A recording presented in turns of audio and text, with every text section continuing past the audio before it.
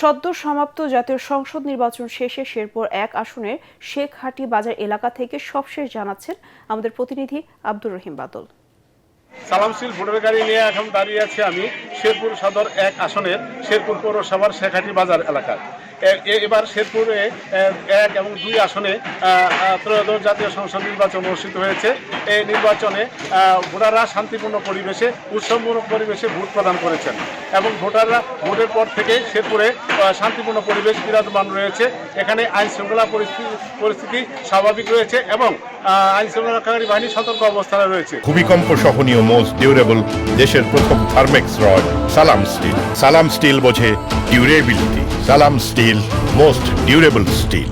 শেরপুরের returning officer এবং জেলা প্রশাসক তরফদার মাহমুদুর রহমান আমাকে জানিয়েছেন শেরপুর সদর ১ আসনে শতকরা ৫৫% এবং শেরপুর ২ আসনে ৫১.৭৫% ভোটাররা ভোট দিয়েছেন। এই ছিল শেরপুর থেকে সালামশীল ভোটার গাড়ির সর্বশেষ।